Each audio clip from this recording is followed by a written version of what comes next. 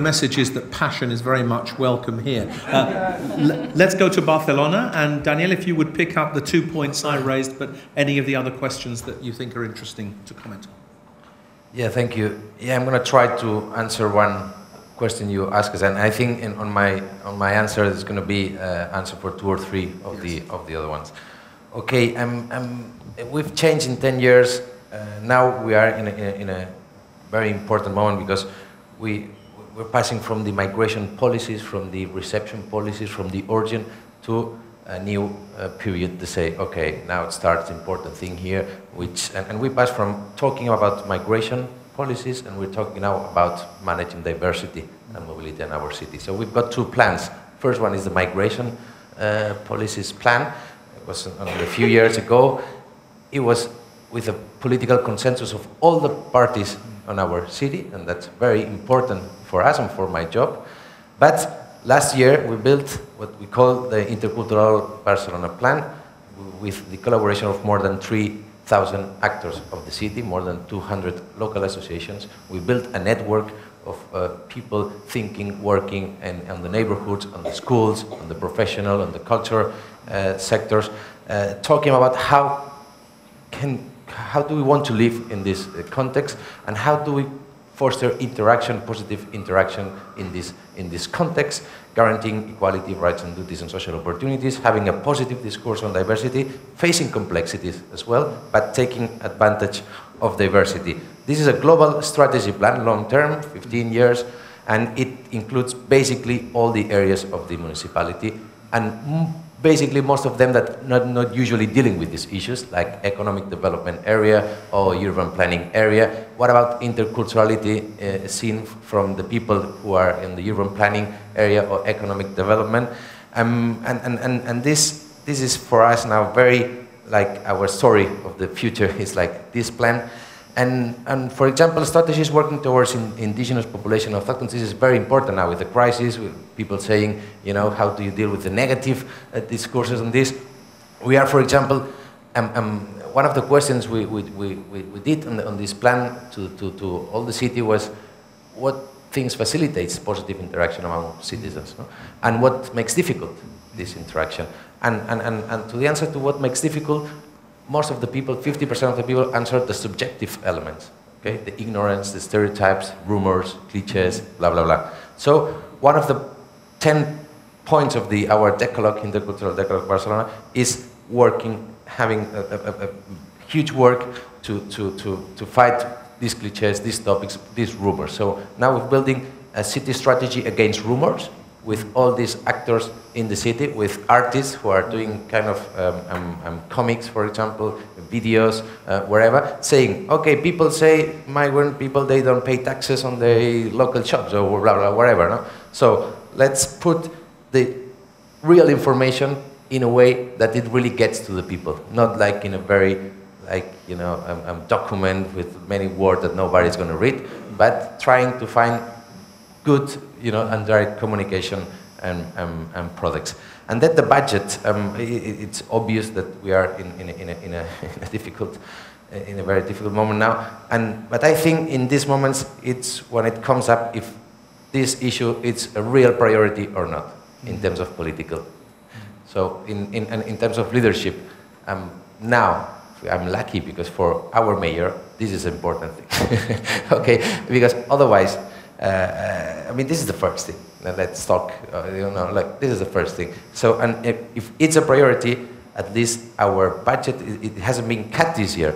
I'm sure next year it's going to be maybe different, but here it's when priorities, it comes if it's real or not. Mm. Danielle, thank you very much indeed. I see a lot of heads nodding as you speak about, we'll see whether this is the real priority or not now that this challenging moment is here. Let's go to the Deputy Mayor of The Hague. Please pick up on the questions I asked, but other things you want to comment on. Okay, yes, I would like to do that. First, there was this question from Washington about the banks. In Holland, it is such a way that financing is done frequently by people from the same country as so there are Turkish banks financing Turkish entrepreneurs and American banks financing American entrepreneurs, etc. So that is the system which is going most of the time. And when they got more and more citizen of the Hague and less citizen of Merck, they come to the regular banks, and integration process goes on also in the financial part. But that's only a short remark. I would like to say something about the indigenous people. That's I think one of the largest problems at this moment in the western part of Europe. Not only in Holland, with Geert Wilders being active over here. Some people know his name, right-wing conservative politician. But in a lot of other countries, you have the same problems, the same questions. In Denmark, in Sweden. Even in Germany these days, it's coming up, and also in the UK, in France. And there's this big problem most of the time with migrants from Arab countries.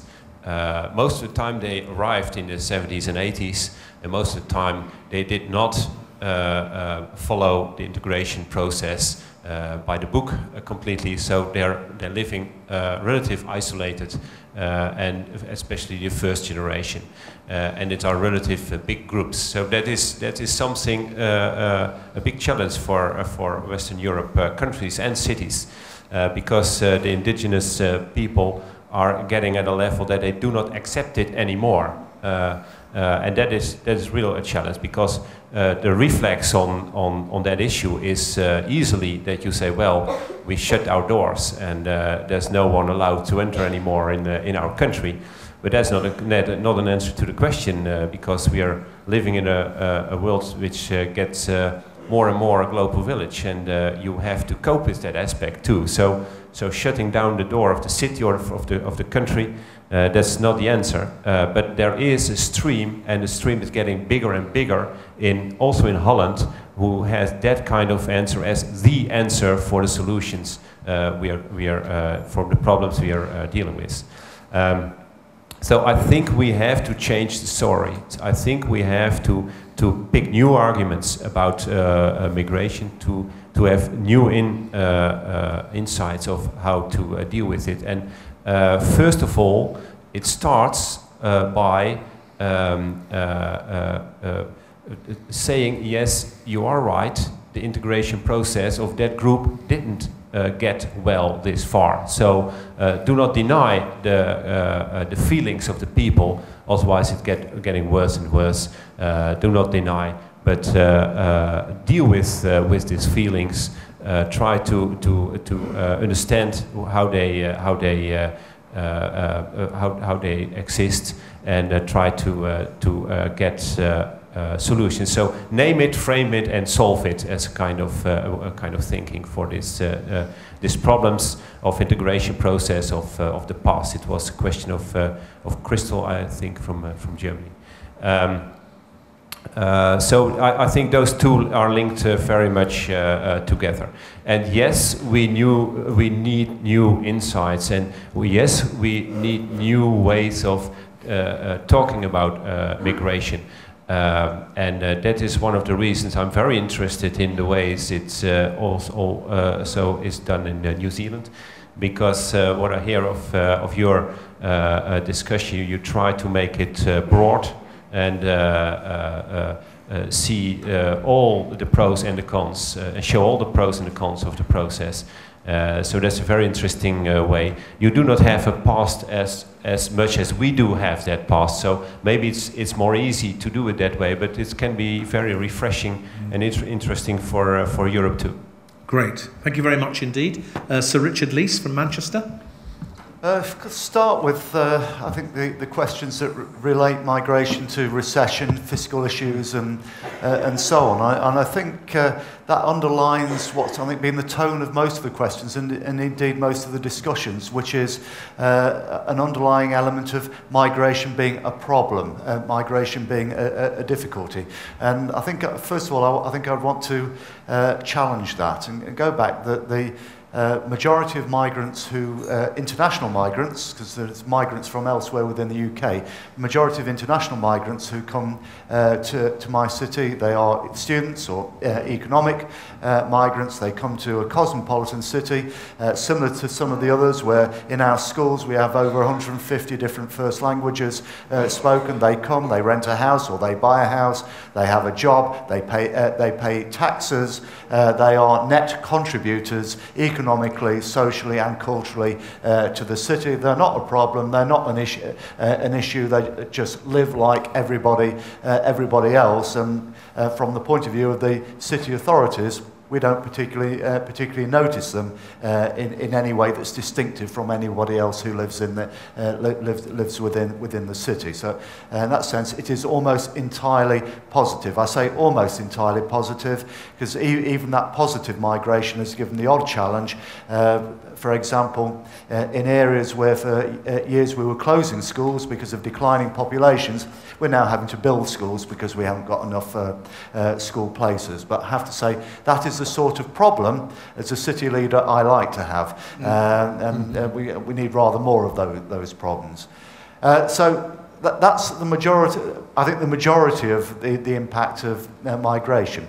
That's not to deny that we do have issues and issues around community cohesion, rather more from refugee and asylum seeking communities than from economic migrant communities, and some of those issues become complex. And assimilating, for example, Dutch-speaking Somalians who come to join English-speaking, same family, but they're migrating across Europe to join their families. And the tensions are not always with the so-called indigenous community. In one part of the city, at the moment, we've had big tensions over the last couple of years between a Pakistani origin community with a Romanian origin Roma community.